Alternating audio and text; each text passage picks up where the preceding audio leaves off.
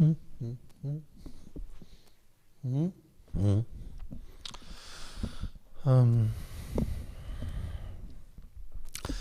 it was announced in, I'm not sure what local channels, WhatsApp groups, today we are talking about a particular topic. The title is Varnashram without Gurukula, just a hobby. Now, can we choose a verse from the Bhagavatam? Are you in the internet here? 7th canto, 12th chapter, text number 1.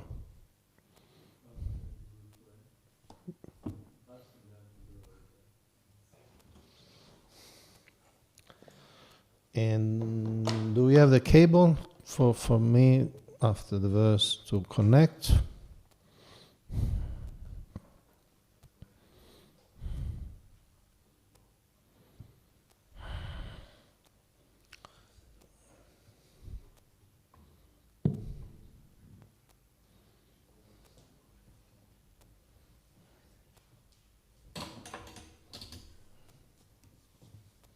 Do we have a cable so I can connect? I didn't have the internet. I don't have the internet. Otherwise,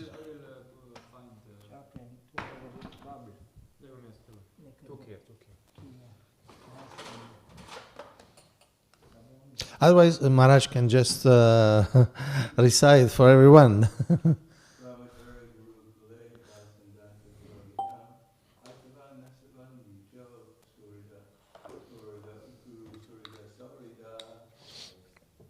Do you like to provide also the translation? Brahmachari gurukula, one should live in the house of the guru. Brahmachari should live in the house of the guru. Vasam and the Vasandanta, and he should control his mind and senses. Guru Arjuna, and he should live for the benefit of the guru. Bhaktavan, he should be surrendered. Vasava, Bhaktavan Vasava, be humble, and he should live.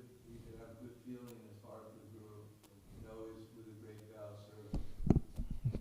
Thank you, Maharaj. So this is first verse of chapter 12 of 7th canto. The last 5 chapters of the 7th canto is Narada Muni speaking to Maharaj Yudhishthira, explaining the different roles and functions of varnas and ashrams.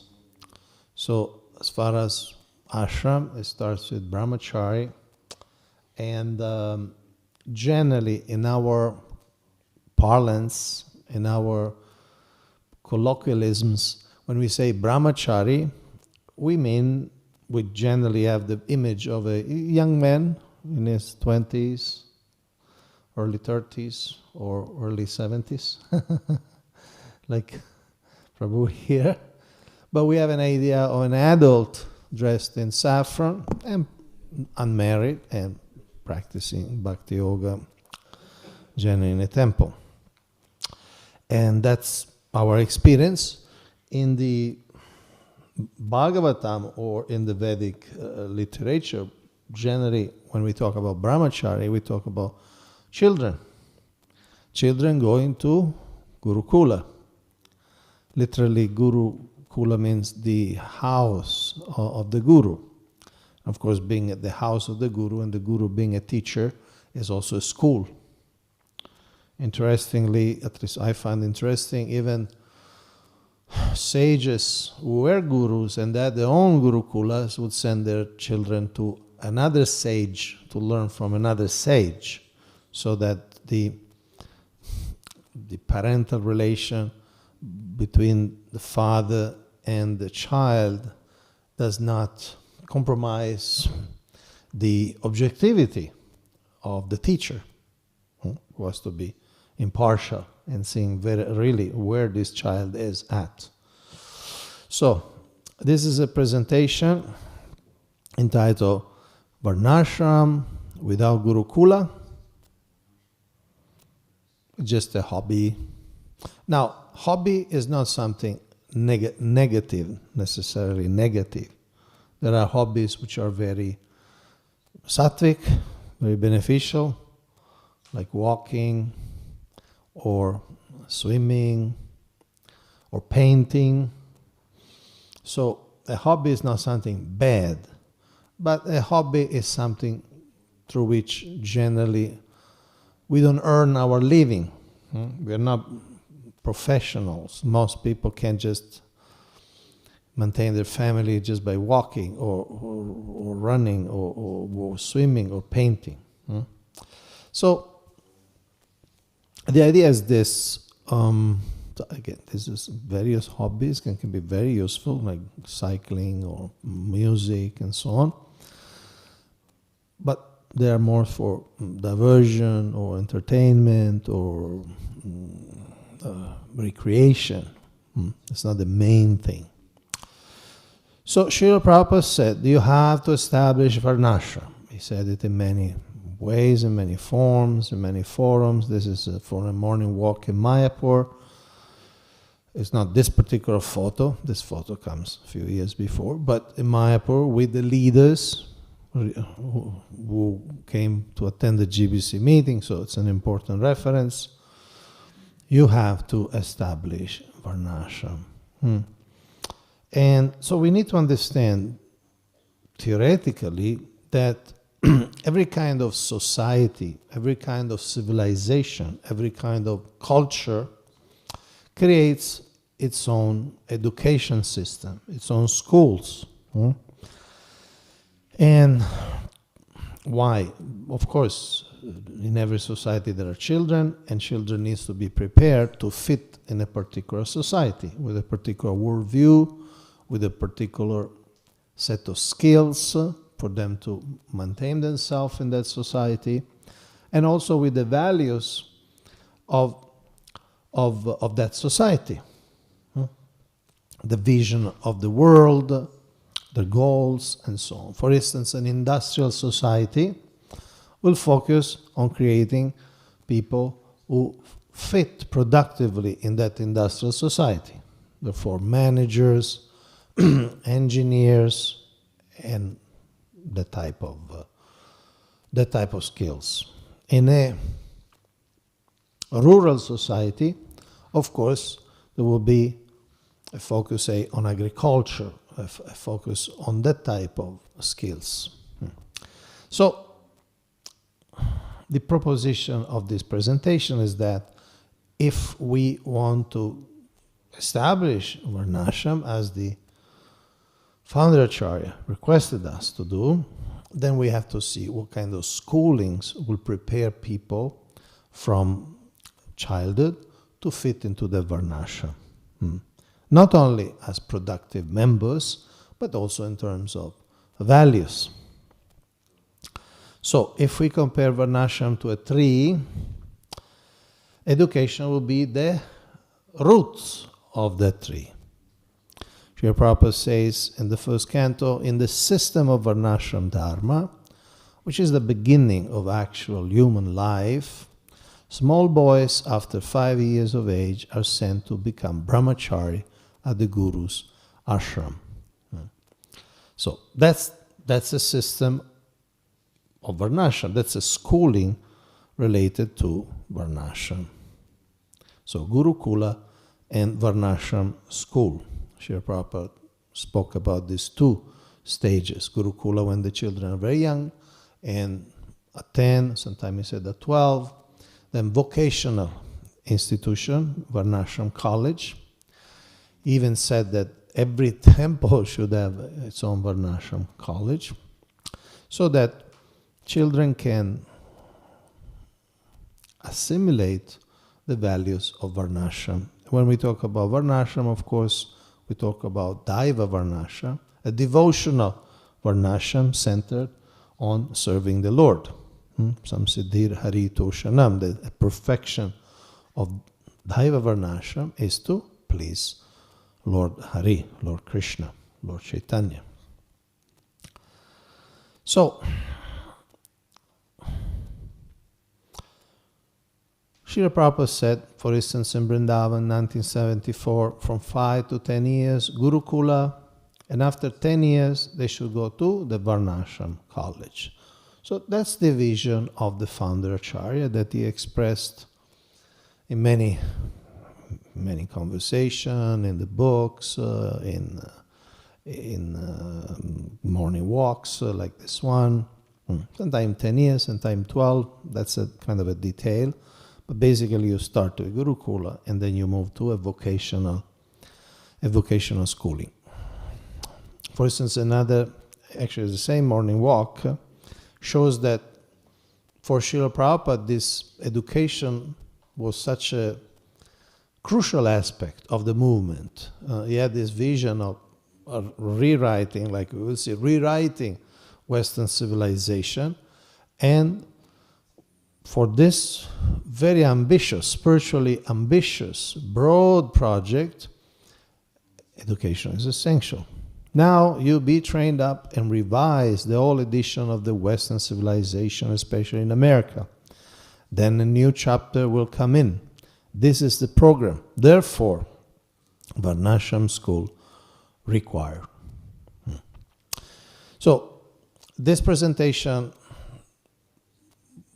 has a few parts.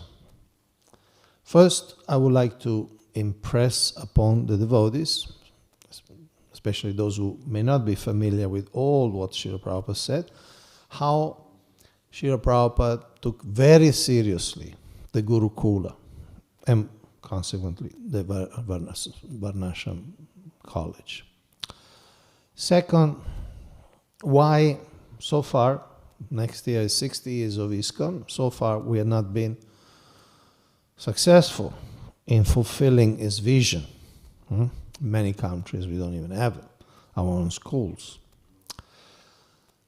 Third, why, despite the fact that Srila Prabhupada stresses so much these aspects of the mission, why we see that there's not much interest.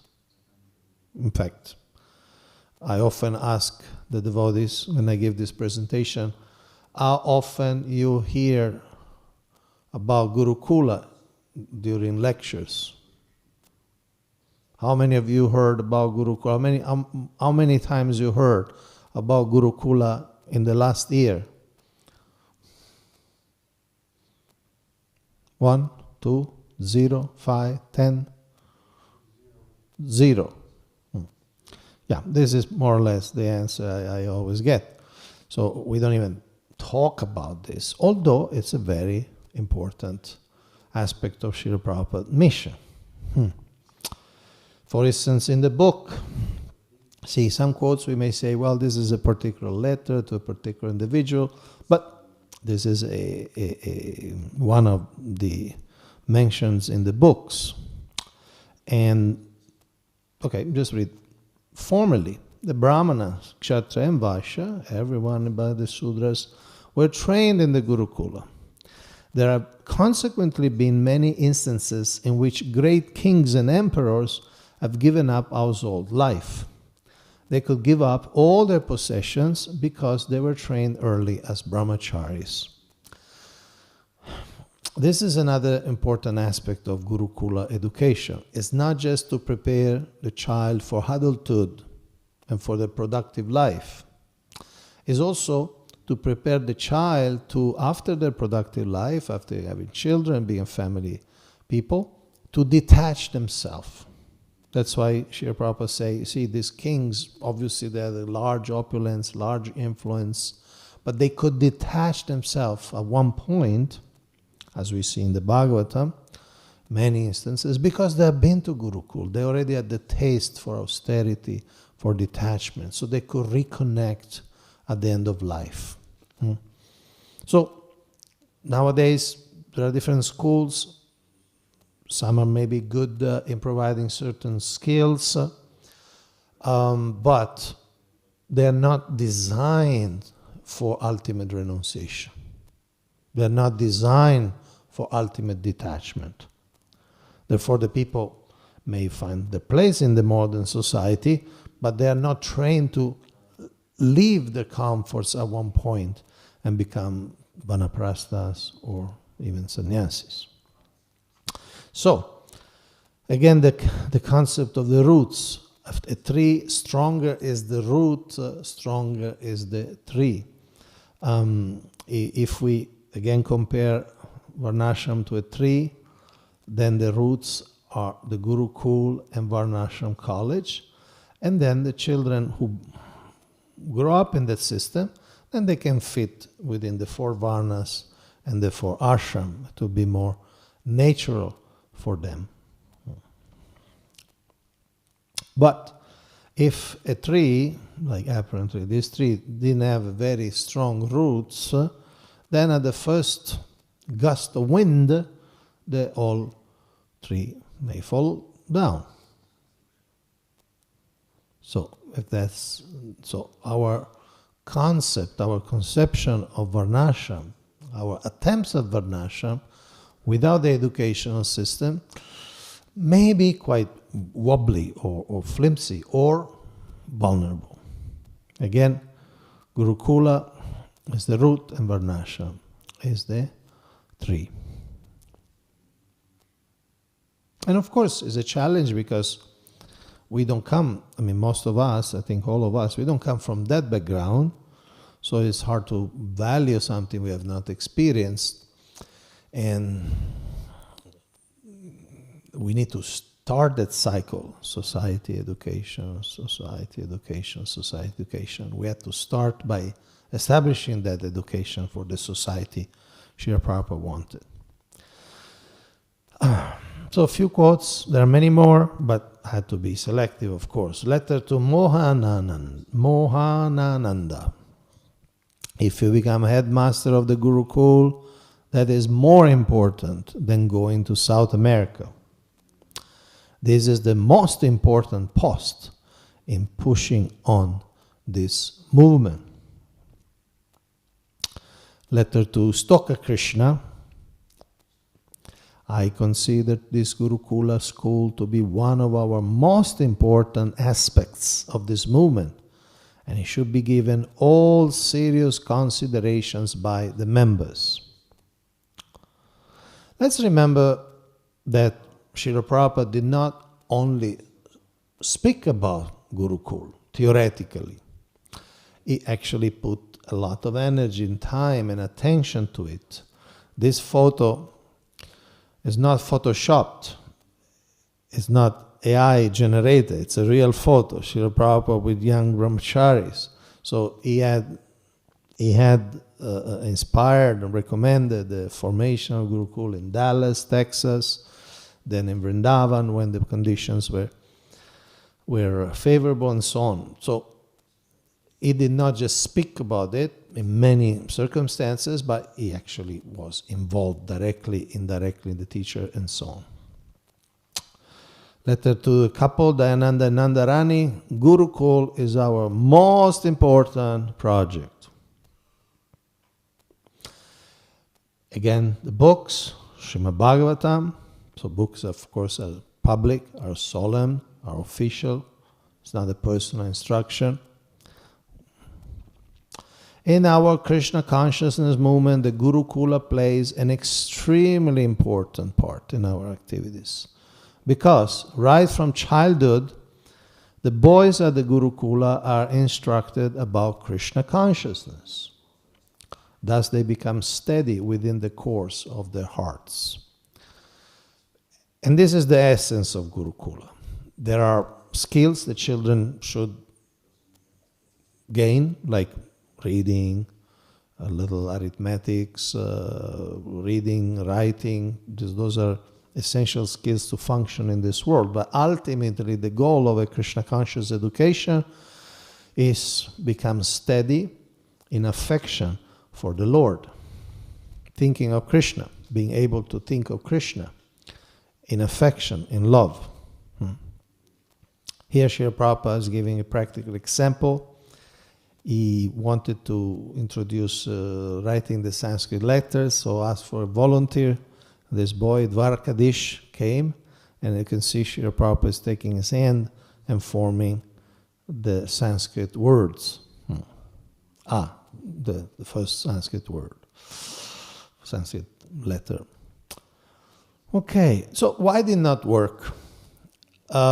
We could consider many factors. To simplify, we did not, as a movement, we did not apply the recipe that Srila Prabhupada gave. Srila Prabhupada gave many instructions, but I like to summarize this recipe for successful Gurukul in two aspects. One, engage the best people. Two, enough funding.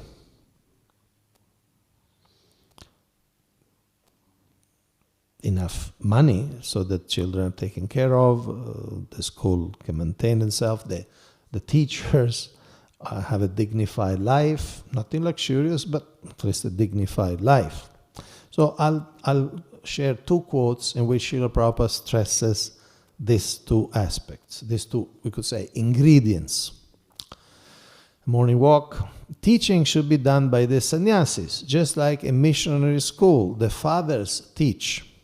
Srila Prabhupada went to a Christian school at one point, the Scottish Church College, and there the fathers, they're clericals, they're religious people, teach. So similarly, Srila Prabhupada said the sannyasis should teach in our schools.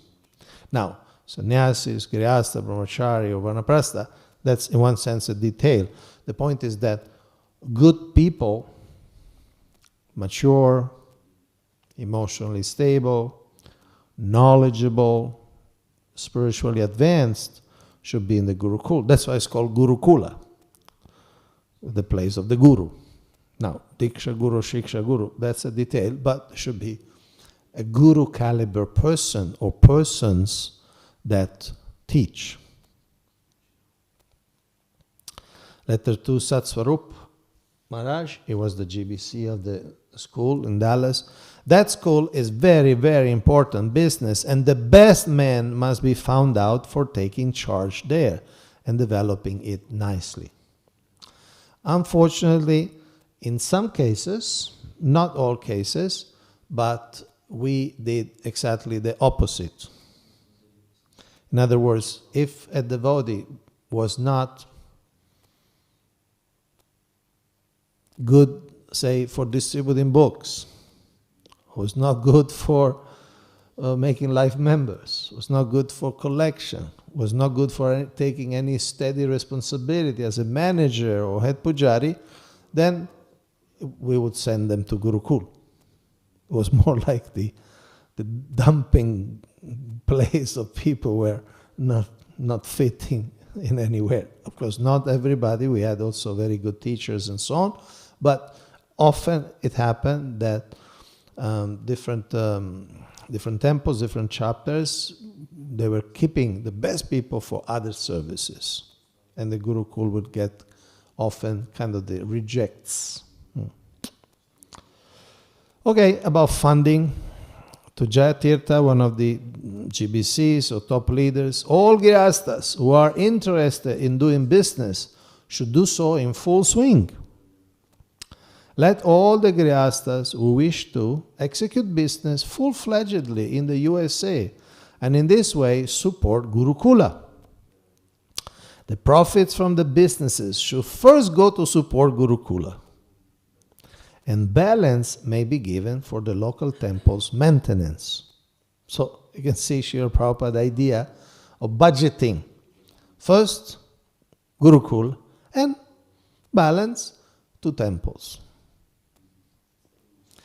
Another letter from the same day, he wrote to another GBC, Jagadish, and he said the GBC should make an injunction that if they beget children, then whatever the expenses are for supporting Gurukul, they must pay for it. So this was the vision, which is also obvious. I mean, if you have school, you got to maintain it. And often to maintain these schools was a struggle. The culture of prioritizing the funding of Gurukul was never really happened. Therefore, it's not a surprise if people after some time lost enthusiasm, interest, like that. So, easy recipe, put the best people as teachers, managers of the school, and enough funding. Enough. It doesn't have to be, you don't need to have a huge marble building for a gurukula. You can have something very simple, something very decent, but there should be good food, good materials, the teacher should be taken care, the children, of course, should be taken care, and so on. So enough funding. And of course, this rarely happens. So, if, now we could ask, we all followers of Srila Prabhupada, we all certainly want to please Srila Prabhupada, and we want to follow his instructions, we want to imbibe his idea of priorities, right? I mean, that's in one sense synonym of being ISKCON member of the International Society for Krishna Consciousness. So if Gurukula is so important, according to Srila Prabhupada, why so much neglect and reluctance? Why we don't even talk about it anymore? Why? So I identify 5 reasons. There could be others, but I identify 5 reasons. Number 1, our past haunts us, because in many cases children were not taken care, were neglected or even abused in different ways. Therefore, when we say Gurukul, the word itself puts fear in the heart of senior devotees. It's like almost a radioactive concept for some of the devotees who have experienced so many problems, observed, experienced problems. There were court cases and so on. So our past haunts us, the remembrance of long-term past or even more recent child abuse is something very, very traumatic. So we need, as a society, we need to go beyond trauma, especially because other things will not stop. Like, for instance, we hear that many marriages end up in divorce. But people still marry. It's not that because there were divorces, people don't get married anymore. People still get married enthusiastically. They don't say, oh, there were problems in the past, so I don't want to get married. No. Or sometimes some temples in the past in certain parts of the world were stolen, were lost for different reasons, but still devotees still open temples quite enthusiastically, especially in certain parts of the world. But Gurukul is in a special category in which people think, especially senior devotees think, oh, there were so many problems, let's not touch it. I don't want to even to touch it. So that's the reason number 1. Reason number 2 is what I call the new convert syndrome, meaning, sociologically speaking, most of us have grown up outside the movement, and then we join as adults. Some were teenagers, some were their 20s, some in their 30s, but we joined, we could say, as adults. That's called a new convert. We didn't grow up, many of us, maybe you did, but most of us, we didn't grow up as devotees of Lord Chaitanya. We come from different background. So we may think that, oh, I didn't go to Gurukul and I'm doing okay. Why do our children need it? So we may think, well, I'm doing okay. I'm chanting my rounds, I'm doing service, I have strong faith. So, I mean, our children will also survive the schooling system. I survived the schooling system, they should also survive. So that's another, sometimes unspoken or implicit expectation. Number 3, there is no money in it. There is no money in Gurukula. Sometimes devotees are attracted to more, we could say, lucrative, yeah, lucrative enterprises, especially if a devotee has some Vaishya element in his psychological setup, he will not go for gurukula, because obviously you're not going to become rich by running a gurukula. Some type of educations are big business, but not gurukula, which is spiritual. It's a spiritual schooling. So some people are just not attracted to something that doesn't give a lucrative return, a monetary return. Number 4, to do gurukula, it needs a lot of sattva guna. It needs a lot of goodness. Sometimes we don't have that goodness. It needs people, brahmanas, who are just enjoying acquiring knowledge and sharing knowledge. And that's a pleasure in life. And those are the head of society. Those are the teachers. Those are the natural professors and ashram teachers and so on. But those are not very common. We generally have more passionate people, that they need some like short-term wins, short-term results. They need a little bit more of, say, physical activity. So because it takes a lot of time to grow a child into a man or into a woman, it takes a lot of patience. It means that you are investing 10, 15, 20 years of your life just to nurture a younger human being. And you don't have an insurance that your efforts will be successful. You don't know if these devotees, what they will do at the end. You don't have, I repeat, economic gain. If you are teaching gurukula, you will not become rich. And it takes a lot of time. It takes a lot of patience. Those of you who have children, you know how much patience it takes with your children. What to speak of dealing with children of other parents. They're not even your children. So we need a particular type of people. I'm not saying that there are no such people, but it needs a particular type of persons who can dedicate their life to take care of this. And sometimes they're not the people we get most of them. Some of them are more restless, are not so steady. They need to change things. Sometimes we see people need to change service often. I mean, here in Ljubljana, I see devotees very steady. I see that every visit. Last time we were here 6 years ago, or before that, and we see some of the same devotees doing very steady service. So that's encouraging. But in many places where, say, I've been 6 years ago, you see all new faces.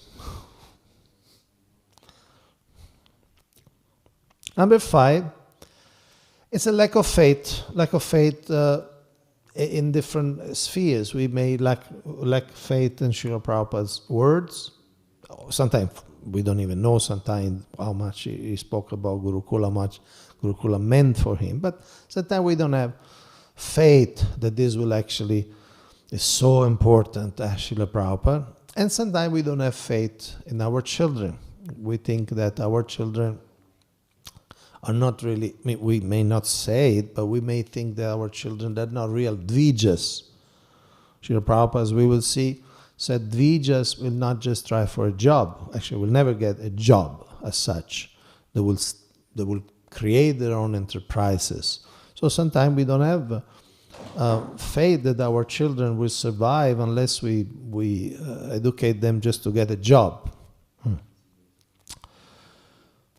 Now, if we consider the first of the 7 purposes of ISKCON is to systematically propagate spiritual knowledge to society at large and to educate all people in the techniques of spiritual life in order to check the imbalance of values in life and to achieve real unity and peace in the world.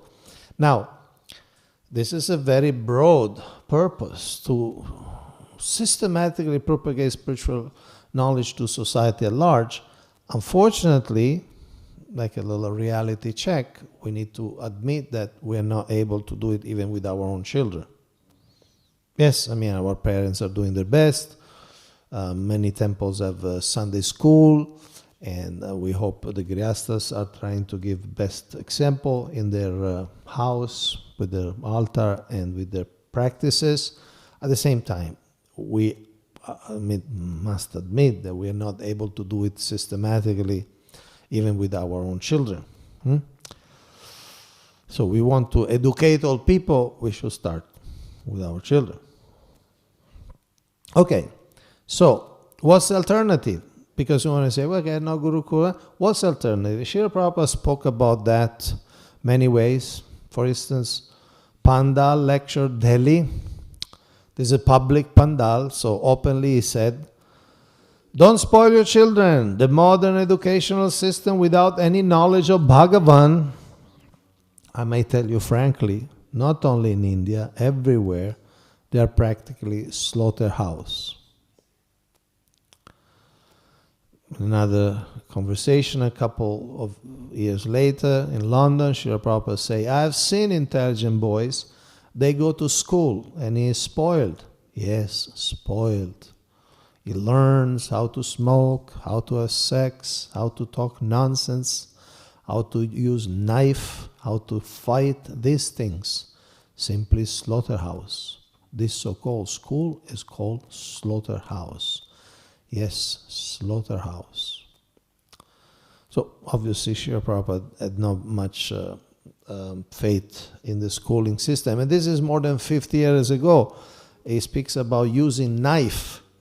If you read the newspaper, now children go with assault rifles or guns to school. In America, some of the schools have these metal detectors before you go inside, because you don't know what the children will carry inside. So even more than 50 years before, Srila Prabhupada already was warning. Okay, we won't get into too many details here. This is Sir Anderson. It's an intellectual. It's not a devotee, but he brings up so many important points how modern schooling is really bad in many ways. Basically says education is modeled in the interests of industrialization and in the image of it. And he gives practical example, like for instance, you see this part, you have these batches by year. The children go by year. That's not a Vedic system. Different children develop at different rates. Some are faster, some are slower. And just in fact, the schools often, they look like factories. And at the end of the hour, there is a bell, just like in the factory turns. There's a bell at the end of the turn. Anyway, I suggest, if you like interested in this topic, you watch some of his YouTube videos. He died a couple of years ago, but he has a lot of humor, a lot of realization. Sir Anderson, I believe. This is a link to one of his lectures. He explains these things. This is, I just introduced this to show that it's not just, oh, we are Vaishnava, so we don't believe in the system because we are radicals and fanatics and whatever. Even very intelligent people in the material world understand that there are many, many, many limits to what's a modern education. So I can share the whole PowerPoint if you're interested, but yes, some of you took the picture. Okay. And of course, it's a form of indoctrination, as all education is, because children are, in one sense, like whites, clean slates. You got to put things. So what the schooling puts is something that it's not compatible with the path of bhakti. You start learning that the universe comes from a big bang, and that there is evolution. We were actually monkeys, and then we became humans. We lost the tail, but basically we're still monkeys. And then sex, nowadays there are certain, you could say, influences. They even tell the children about the gender theory. I don't know in Slovenia, but in some place it's very common. They go to a child, they go to a little girl, and they say, "Are you sure you're not a boy? No, are you sure? You know, they told you're a girl, and physically you're a girl, but are you sure you're not a boy? Think of it." And they go to boys, and they say, "Are you sure you're not a girl? Because, you know, yes, you have, anatomically you're male, but maybe you're actually a female." Oh? So, these are real things. I'm not exaggerating. Drugs, of course, there's a lot of drugs in the school system. And it's all the Malecha culture. It's a culture, what they eat, how they speak, the vulgarity, and just what they talk about. They talk about the movies and the music, and many of these things are very degraded anyway. This is a cartoon from India. You see on the bottom right, you see these children. I mean, this person saying, "Oh, good, this is like a big industrialist." So they go in as children. The all intelligence come out because they're not really taught how to think, especially in India. The discipline come out, the creativity comes out, and then they come out with a little certificate, and they're ready to be employed. So Srila Prabhupada is quite strong about this. He said so many things. For instance, in Melbourne 76, he said, there is no education actually. The modern education means simply a craftsmanship. In India, you are from India? In India especially, they consider the best education, they consider the Indian Institute of Technology, right? There is even a caste. They create a caste, the IITers, right? I mean, some of you may have never heard about these things. But in India, if you are an IITers, it's like a caste. An IIT simply means Indian Institute of Technology. They're simply Shudras. The technology is for Shudras. And there is no real higher value, higher thinking. They just learn to do things with machines. In fact, you may not know, but according to certain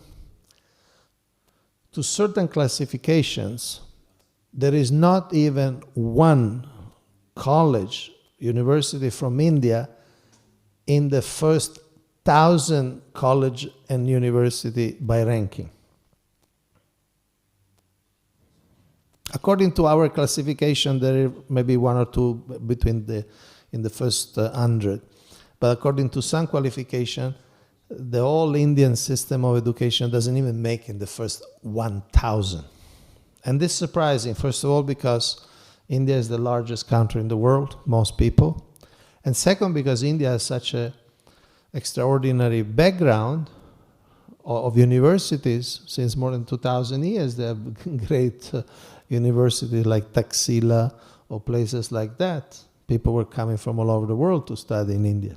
Anyway, morning walk in Mayapur. Krishna never says that you send your children to the university and make them fools and rascals.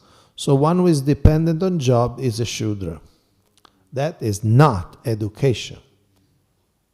Unless he gets a job, his education is useless. Therefore, he is Shudra. And Brahmana, Kshatriya, Vaishya, they will create their own means of livelihood.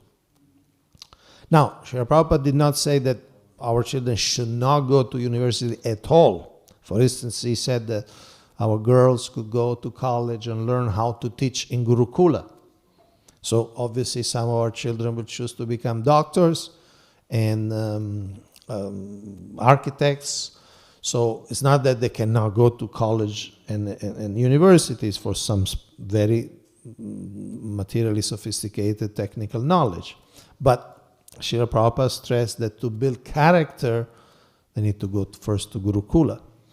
Like Maharaj recited the verse, Bhasandanto Gurur Itham. The first job of education is to learn how to control the senses. And that's certainly the modern education doesn't provide that. The modern education means to create dogs. The dog goes door to door and moves the tail. Please give me if you have anything. In Vedic culture, no Brahmana will accept any job, no Kshatriya will accept any job, no Vaishya will accept any, only Shudras. Now, let me clarify, it's not that the devotee has a job, gets a monthly salary, is necessarily a Shudra. Srila Prabhupada here is speaking about the mentality. A mentality, a dog needs a master. Otherwise it's lost. It's a dog, street dog, stray dogs. But the mentality of dependence, many times Srila Prabhupada made this point. Advija means Vaishya, Kshatriya, Brahmanas. They will not depend on others.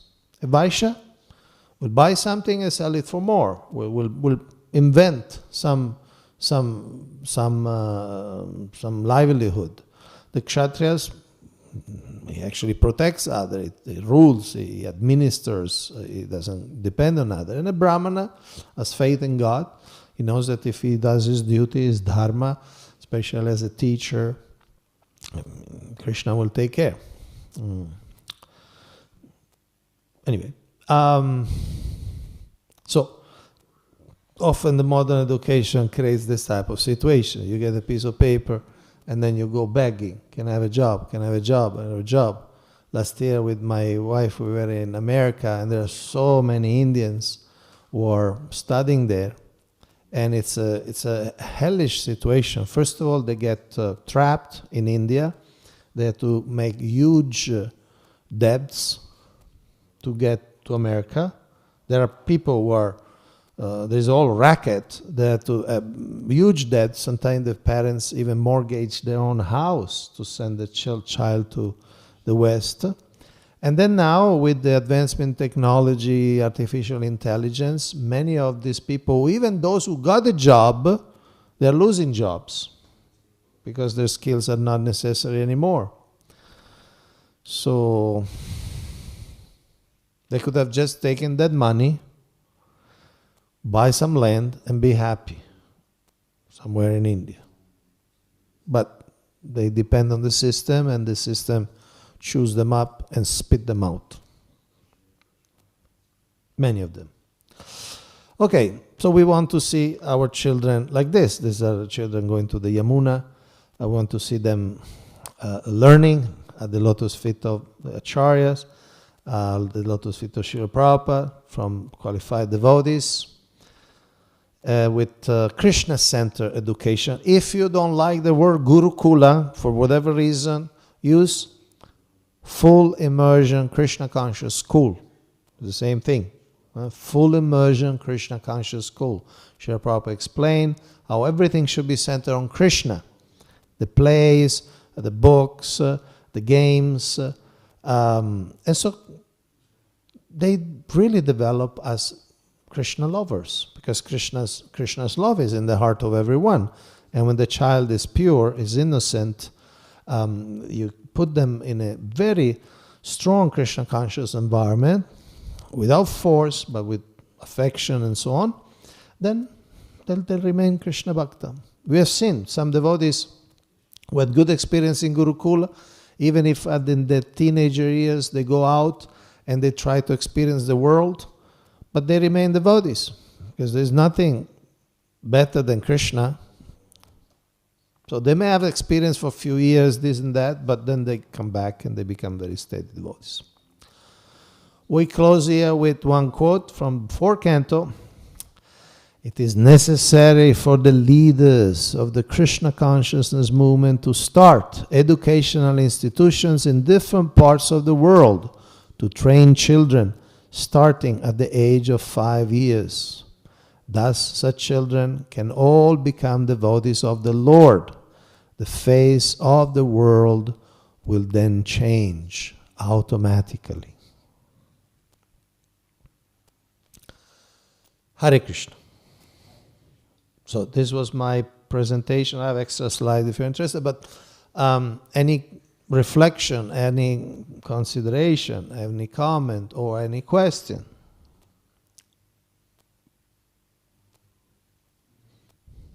Yes, Maharaj, we have a mic for Maharaj? Oh. So that we are, the 5,000 or 6,000 people online can hear him clearly. Oh, here. Sorry, I had it.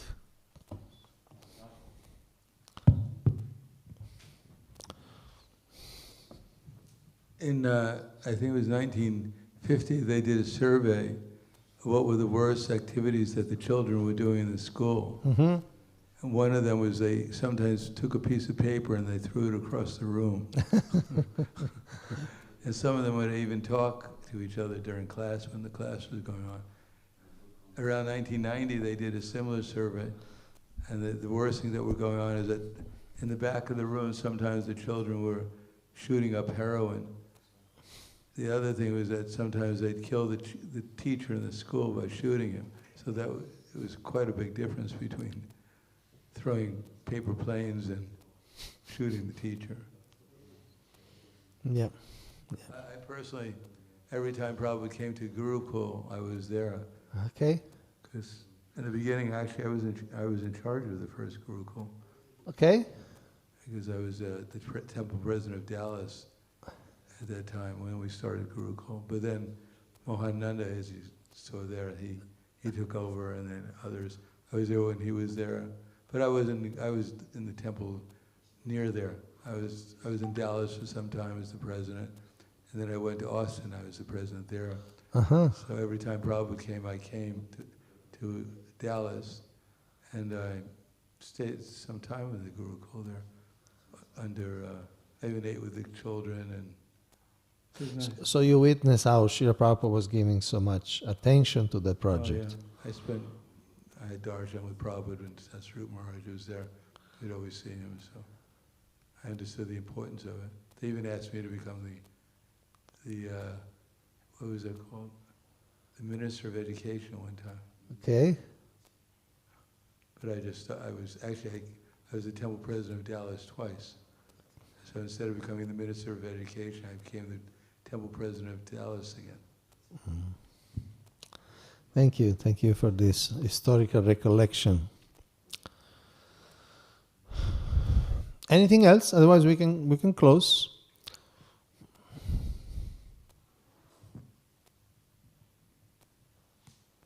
Yes, I see only one hand. I don't know whose hand is. Oh, yes.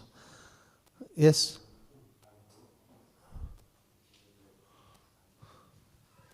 Hare Krishna. Is there now, at this moment, some gurukuls going on somewhere, or I don't know about... There are some schools here and there. In Europe? In Europe, well, in Hungary, there is a school within the New Braj Dam. There is something in the Bhaktivedanta Manor, a school managed by devotees. The Avanti school, it's may not be a gurukula as such, but it's a very developed schooling system. The devotees have developed the Avanti school, and there are schools even mostly financed by the government, because there are a lot of people from Hindu background. So it's not directly ISKCON, but ISKCONs are what they call the faith providers. So they give the curriculum and so on. So there is both academic and spiritual teachings. Some of you may have seen the photo of the late Queen of England visiting the Avanti school. There's a photo of the Queen and her husband sitting in front of Krishna Balaram. So yeah, that's a very advanced schooling system. It may not be the classic gurukula, but it's a spiritualized school. Other places in Europe, we said Hungary, London, England, not that I know of. India. India, there is something. In Mayapur, I mean, there is something in Vrindavan. Now, we can discuss each school, how rigorously they follow Srila Prabhupada's vision, but there is some school. There are some little gurukulas, say, in some village projects. There are some devotees who are creating a village, agricultural villages and things. So there are also some gurukulas here and there. So in India there is something. Not as many temples. It's not that every temple has a gurukula. Maybe one every 20 temples have a school or a gurukula, like that. So it's not a very developed, generally, not a very developed thing. There is a school which is, I'm sure Maharaj knows it very well, in Australia, in New Govardhan. Now, how much that it's a gurukula or not, I've never been there, but of course Maharaj smiles. I heard something. I mean, it's a school with devotees, teachers, devotees, and I don't know how much is a gurukula, but it's managed by devotees. We don't have a lot of examples at the moment. No.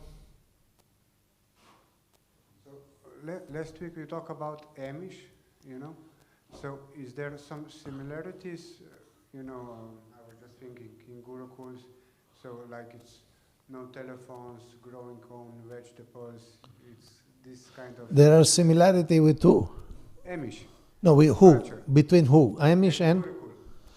Well, see, the Amish have a system in which they don't send the children outside, certainly. They have their own schools, generally as the young girls who are teachers.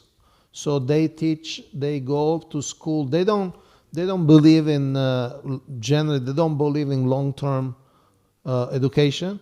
So we can make a research, but from what I understand, that they stay in school only until they say they are 14, 15, and then they start working. And after a few years, they get married. And on average, an Amish couple has got 7 children. So they are very family-oriented. And they are self-sufficient in terms of education. They don't send the children outside. So in that sense, yes, the idea is that just like Srila Prabhupada wanted our best devotees to be teachers, the Amish will not give it to the outsiders. The Amish call the outsiders the English. I mean, the English, they are in America, and they are Americans, and they also speak English, but they speak some German dialect. So the outsiders, they call it the English. Yeah, so they will not send the children to the outside schools. We should, ideally, should also be our mood, right? Our culture is so centered on bhakti and developing bhakti till the point of prema, and we have so much to learn in terms of philosophy, theology, and so on. So why we should send the children outside?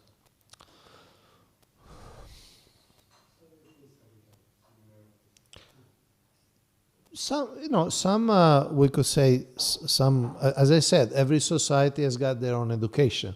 So societies who are very rigorous on following their culture, they're very careful where they send the children. Okay,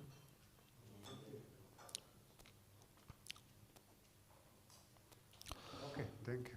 Thank you very much for your attention. I hope some of you are inspired to a career in Krishna conscious education.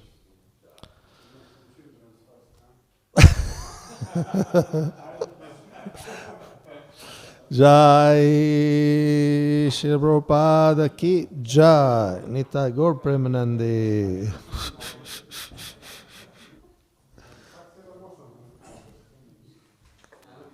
In fact, I want to add one more small thing. Srila Prabhupada's idea was that our gurukulas would not be only for our children.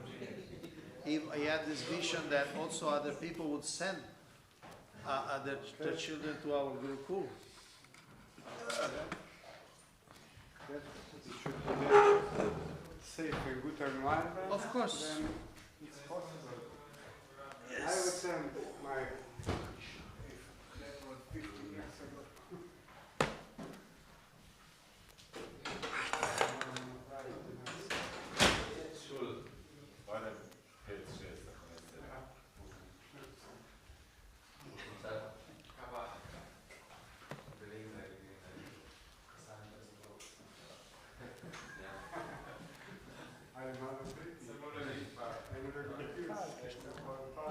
One extra question maybe from myself.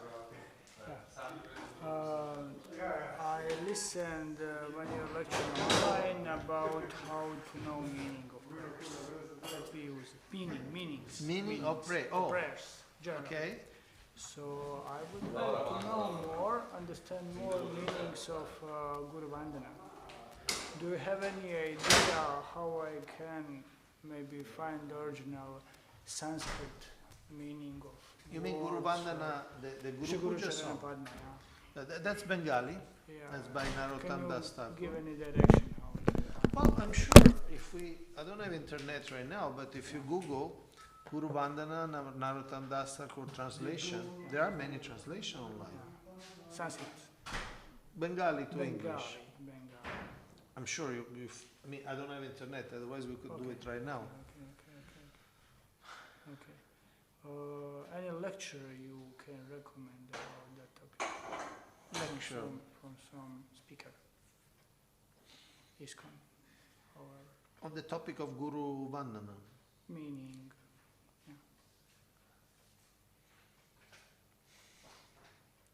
I would say you can, I don't know what we'll find, but you can search YouTube and you can say Guru Vandana lecture. There may be some devotees who have specifically spoke about that. Okay, I meditate to come tomorrow evening. Tomorrow evening you have class. In the Sangha? Not here. No. You know the Sangha in the house of Madan Kishore Prabhu? Yes.